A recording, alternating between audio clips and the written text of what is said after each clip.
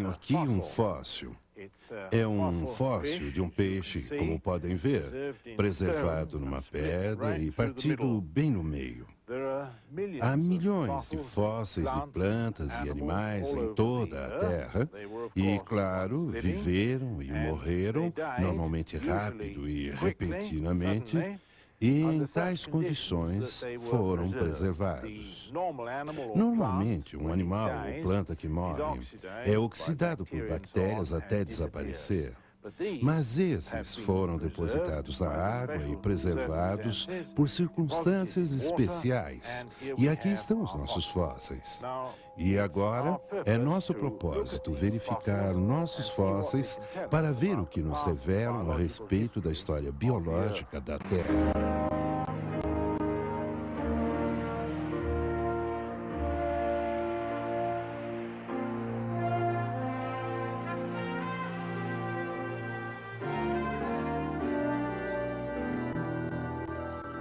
Como tijolos posicionados por um mestre de obras, as camadas da Terra se empilham, formando estruturas fantásticas que se elevam ao céu. E nessas camadas estão os melhores de todos os contadores de histórias. Milhares, milhões deles, os fósseis. Pedras remanescentes de plantas e animais que um dia viveram, como esse fóssil de uma concha. Aqui estão fósseis de milhares de dinossauros, sepultados num túmulo maciço, cobertos por lama e areia, quase que de imediato para que seus ossos não se decompusessem. Eles foram fossilizados.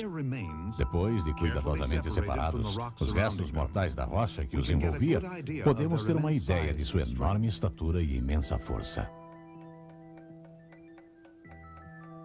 Esse peixe, como chegou até aqui? E como, naquela época tão distante do passado, veio a ser sepultado numa rocha? Se você tem um aquário em casa, provavelmente você já passou por esse triste evento. Um de seus peixes morre, boia até a superfície e rapidamente se decompõe. Na natureza, é claro, há outras maneiras de se morrer. De uma maneira ou outra, em pouco tempo não sobra nada. A menos que algo inesperado aconteça. A menos que, por exemplo, os peixes sejam sufocados por uma tremenda quantidade de lama e areia. Então, eles podem ser petrificados e tornarem-se em fósseis eternos num curto período de tempo. Só uma inundação global parece adequada para explicar a quantidade tremenda de fósseis que encontramos. Agora, em todos esses milhões de fósseis que são encontrados, os cientistas tentam aplicar algum tipo de ordem. E a ordem que desenvolveram é a chamada coluna geológica. Supostamente, a primeira camada a assentar-se na base de rocha cristalizada é a pré-cambriana. Então você segue para a cambriana, daí pela triásica e então pela quaternária, a mais recente onde se encontram fósseis humanos. Ora, é muito importante ser capaz de datar fósseis encontrados. E isso é feito pelo método Index de Fósseis.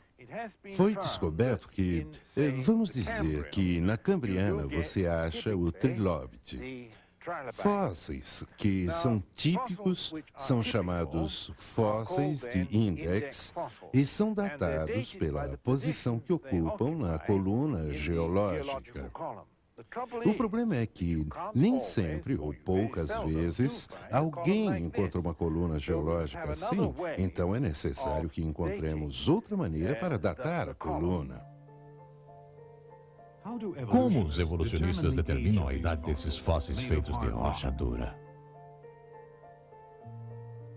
Que métodos usam, por exemplo, para datar esses ossos de dinossauro?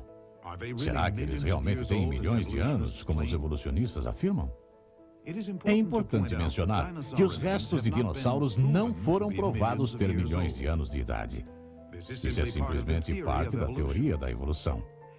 Se você perguntasse a um paleontólogo evolucionista qual a idade de um determinado osso de dinossauro, ele provavelmente faria o seguinte. Primeiro, tentaria determinar a que criatura o osso pertenceu. Aí, determinaria em que camada de rocha o osso foi sepultado. Então, verificaria num livro de geologia ou num gráfico qual era a camada de rocha.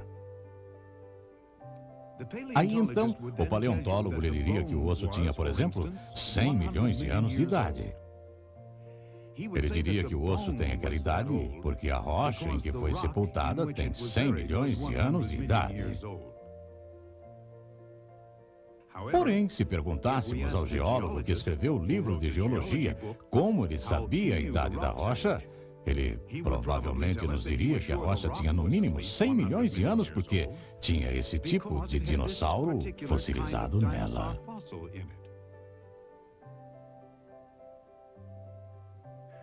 Então, o que você está fazendo com isso? Você está datando o fóssil pela camada e depois datando a camada pelo fóssil.